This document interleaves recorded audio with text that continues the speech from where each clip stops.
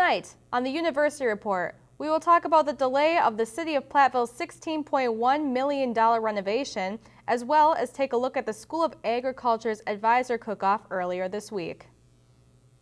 Good evening, and welcome to the University Report. I'm Rebecca Bartlemay. And I'm Marquise Edmonds. Here are tonight's top stories. Excavation of the Platteville Library block has been delayed.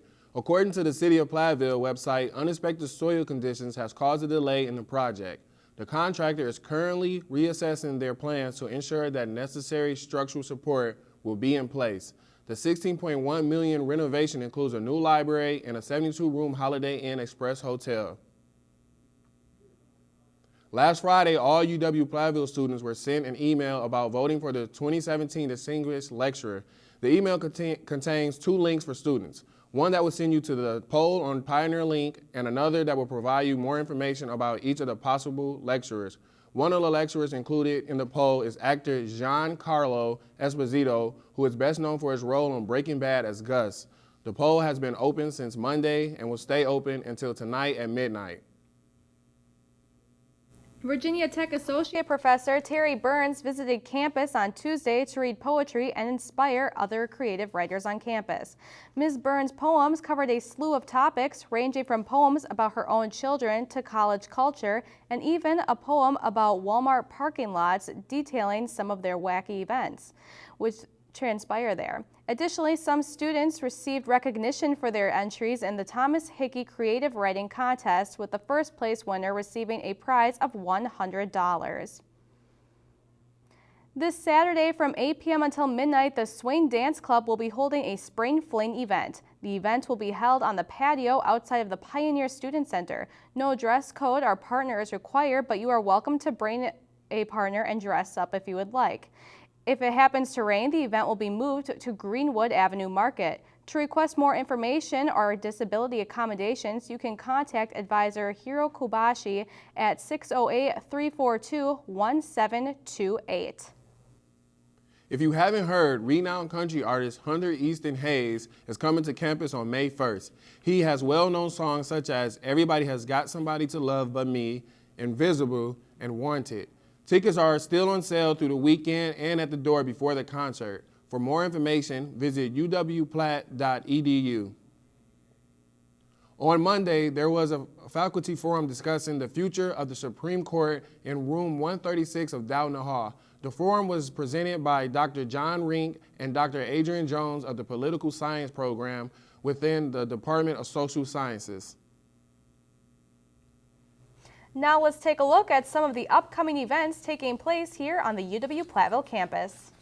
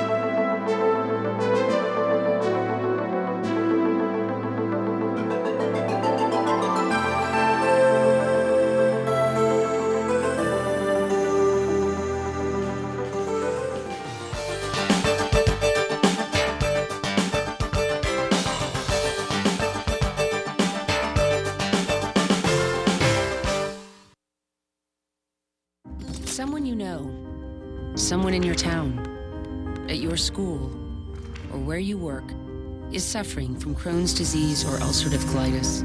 Living with Crohn's or colitis means managing excruciating pain, a lifetime of medication, and days when they can't even get out of bed. Every day can be emotionally and physically exhausting. In fact, more than 1.4 million Americans are struggling with these chronic diseases. This year alone, 70,000 more will be diagnosed. Chances are someone you know has Crohn's or colitis. Someone like me. I'm Amy Brenneman, and I support the Crohn's and Colitis Foundation of America. CCFA was created to help millions of us cope and to find cures. We all just want to get back on our feet and back to our lives. You can help by volunteering, donating, or joining us at an event. Help someone you know get back on their feet and back to their lives. Visit ccfa.org today to learn more. Welcome back. I am MQ Edmonds, and today we have the Professor of Media Studies, Dr. Robert Snyder. How you doing today? Boom. So start off, today we'll be talking about Crohn's and colitis. And the first question, what is Crohn's and colitis? Crohn's and colitis are two different diseases that affect the digestive tract. There are currently over 1.6 million Americans have been diagnosed with either Crohn's or colitis or the two diseases. It's a pair of diseases you don't necessarily hear a lot about, and I just personally think part of the reason for that is, we're talking about people's ability to use the restroom, and those diseases affect that function of people. There are over 30,000 people in Wisconsin that have been diagnosed with either Crohn's or colitis. Okay, yeah, because I've only heard of that once, so I understand that. And I heard you volunteer for the CCFA. What is the CCFA? Well, the CCFA is the Crohn's and Colitis Foundation of America. They're a nonprofit organization that raises money and does research for treatment of Crohn's and colitis. Right now, there's no known cause for either disease.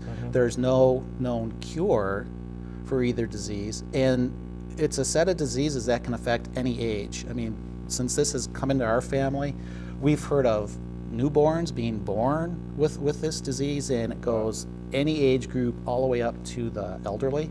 But right now, and nobody knows why, right now one of the fastest growing age groups being impacted by these diseases are children under 18. Wow, okay. And why do you volunteer for the CCFA?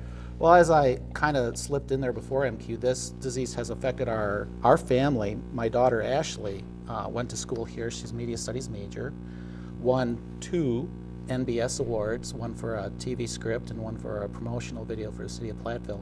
She was affected by colitis when she was in high school. She was having some issues using the restroom. We'd take her to doctors, and I remember one time when we saw a general practitioner here in Platteville, they suggested, well, she's not getting enough fiber in her diet. So, she's chewing on these big fiber tablets and eating all this wheat cereal, and that wasn't doing anything. Eventually, a doctor in Dubuque diagnosed her with ulcerative colitis. She was on all these meds for a number of years. And then when she was here at Platteville, I think it was the summer of 2010, 2011, in through there, the illness got so bad that she had to go up to UW Hospital, and she had her entire colon removed. Wow. And she wound up getting some infections, was in the hospital for a month up there at UW Hospital in Madison. After the surgery, she sat out of school for like 2.5 years, just recovering from that surgery. But then finally got up enough strength, go back to school, and December 2015 got all her stuff done. And right now she's at the point where she's trying to find a job, like a lot of people we know. Okay, well, we all have our fingers crossed. Tell us about the Take Steps fundraiser. Well, the Take Steps is the Crohn's Colitis Foundation. It's their biggest fundraiser. It's held in cities across the country. June 11th, our family is going to take part in a fundraiser, the Take Steps fundraiser in Madison. Milwaukee hosts one of these. Green Bay hosts one of these. It's like a walk. Okay. And you raise money, and the date of the event, you bring it to the walk. And Ethan, you want to bring up the graph again? We have a website set up through the Crohn's Colitis Foundation. I know that's a really clunky URL, but if you were to just search Take Steps, and then when you get to the Take Steps website, if you typed in, and it is with 2 X's, if you were to type in Team Phoenix Girl, you'd find our website, and people can make a secure online donation through the website. Or if you have any questions, that's my personal email, and that's a hotmail.com. The thing I really like, besides the fact that this illness has had an impact directly on our family, one of the reasons why I like to volunteer for the CCFA, before I decided, okay, we'll raise money for this thing, I did a little research. and they are consistently listed as one of the best nonprofits in the country, where you give $1, so much of your money goes to work. You know, it doesn't pay the people raising money. It goes to work doing research and all this other stuff that nonprofits do. What the CCFA, if you give $1, 85 cents goes to work. The Better Business Bureau, when it ranks nonprofits, the Better Business Bureau uses as a benchmark 65 cents. If you give $1 to a nonprofit and 65 cents goes to work, that's good. Well, the CCFA is at 85% of $1, and they're considered one of the best in the country, and that's one reason why I like to raise money for them. I mean, our church helps out. They allow me to collect a free will offering. That's going to be coming up in June at the Lutheran Church of Peace, and I think that's what besides the fact that this illness is nasty, the fact that if you support it, what you give will go to work. So it helps that, and the money you put in is actually going towards the cause. Yeah, I mean, you hear news stories now and then. Sometimes it's like about veterans groups. They call you up on the phone, say, give us money to help the vets, and then you find out you give $1 and maybe the veterans see a penny. Yeah. Now, not all veteran nonprofits are like that, but there are plenty of nonprofits out there that, they're more interested in raising money than they are in helping whatever the cause is. Right. And that's why I like CCFA, because a huge part of your money actually goes to work, and I think that's what a lot of people want, is they want their money to go to work. All right, okay. Well, so is there anything else you would like to add? Interesting you should ask the standard last question that we always do in the newscast, giving away our secrets. So in the mail today, got this big package, and inside the big package was some bling. Some bling. What kind of bling? Well, we've had a really good year this year with our students winning awards. So Wisconsin Broadcasters Association, that was last February, those awards. We not only took first place for best newscast, we took first and third place. So I'm always, never know what we're going to do when we enter competitions. There have been years where I've sent something in and I thought it was really, really good and we don't place at all. And then there have been years where I I'll just send something in and it places. But the two shows that placed this year for WBA, the two newscasts, that was good work. That was some good work. And then we had a student that everybody around here remembers, Molly Christensen. I had sent in a couple of Molly's pieces into the National Broadcasting Association, National Broadcasting Society national competition. And the two entries I sent in for Molly, she got 2 first places. And in the mail today, I got Molly's bling. So Molly, if you're watching, I got your bling. I'll Facebook message you. Yeah. Molly got tied for first place for music video, which was, I thought, one of the best student pieces I've ever seen. And then she got first place in the promotional video, tied for first, and she in the promotional video category, and that was for, she did a piece for the Platteville Sunflower Oil Company, and that was really good. So really some outstanding accomplishment by our students this year. It's actually makes you feel good about coming into work when you see your students. Beep, beep, domination. That's awesome. Congrats on that, Molly, also. And We got one other thing to add. One other thing to add. Okay. Well, we all know that I go by the name of MQ, and that's my nickname. And my real name is Marqueezy. But Nobody knows how I really got my nickname besides me and Dr. Snyder. So this was about 7 years ago. MQ came in for his first advising session. 7 years ago. 7 years ago. 9 years ago. Okay. He was a freshman. Comes in for his first advising session. I do what I usually do. Okay, what's your last name? It's Edmonds. Jump in the pass. Yeah.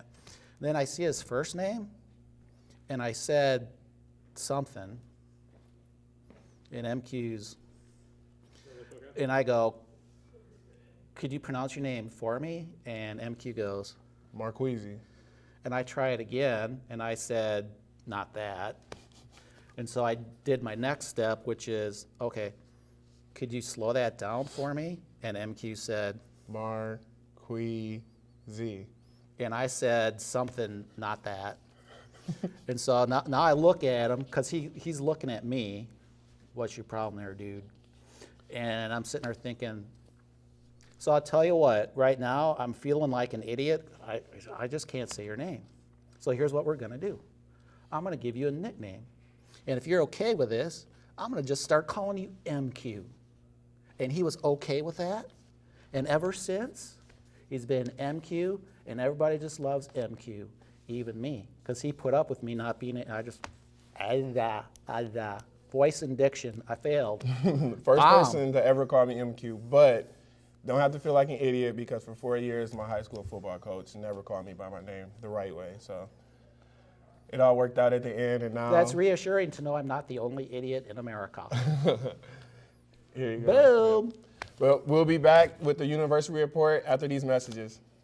Skycam.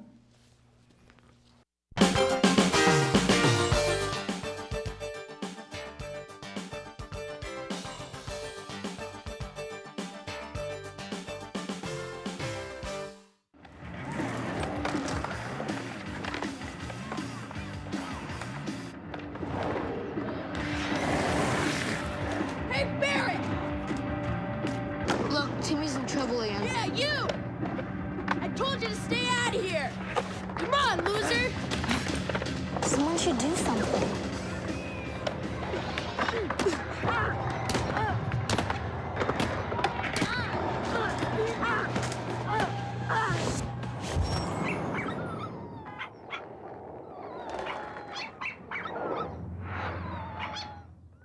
Boy, you never see that happen. If you see abuse or neglect, learn what you can do at BeHumane.org.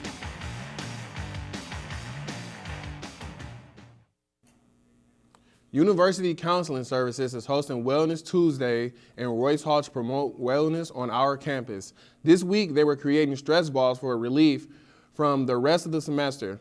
Although this was the last Wellness Tuesday for the semester, they will be coming back during fall semester. Information about the Wellness Tuesdays will be available on the Counseling Services page of UW-Platt.edu. The Pioneer Academic Center for Community Engagement hosts their poster day this week. Wednesday, April 27th, students were showing off what they learned through their real-life experiences they had this semester, as well as their research and hard work that they put in this semester. For more information about the event, go to uwplatt.edu/URCE. Finals are coming up, and studying with children can be hard. Luckily, there is an opportunity for free babysitting hosted by Promoting the Gift of Life. The babysitting will take place in various rooms of the marquee depending on the day. This free service will be offered May 2nd through May 5th from 4 p.m. till 7 p.m. For more information and to register for this free service, contact Emily Stonick at stonickem@uwplatt.edu. This past Tuesday evening in Russell Hall, the Ag Department held an advisor cook-off. $5 per seat allowed students or faculty to sample a variety of dishes. Dishes ranged from the exotic like haggis, which is sheep parts, vegetables, mashed potatoes in a crock pot, spiced rice with vegetables, pulled pork, and an apple kolaches. Family recipe included breakfast pastries, chocolate chip brownies, brats, and several flavors of ice cream. Category winners were Alpha Zeta for ice cream, Dairy Club for bratwurst. Dr. Machu won the grand prize, a cook's apron. The third annual Pioneer Pickup Charity Basketball Game will take place on Saturday, April 30th on Bo Ryan Court in the Williams Fieldhouse. The game benefits the Orion Group Home and will feature UW-Platteville students as well as children from the Orion Group Home. Admission is $3 or free with a donation of school supplies or a non-perishable food item. Come on out and support a great cause as well as some riveting sports action. Facilities management is in charge of many projects on campus over the course of the year, and they want to keep the UW-Platteville community up to date on their latest projects. A new page on the UW-Platteville website has been created to inform about major construction going on campus. To check out the new page, head over to www.uwplatt.edu edu/facilities/projects. This week, students were asked what their plans for this summer were. Here are some of their answers. Hi, I'm Elizabeth Donner, and my major is occupational safety, and this summer I'm graduating and moving to the Milwaukee area. My name is Aaron Bakula. I'm a mechanical engineering major, and I'm staying here and working for catering over the summer. My name is Isaac Smith. I'm a criminal justice major, and I plan on staying here in Platteville, working a few jobs, and just hanging around. Thank you for watching the University Report tonight, and thank you for watching after all of these years. I'm Rebecca Bartlemay. And I'm Marquise Evans. Have a good night.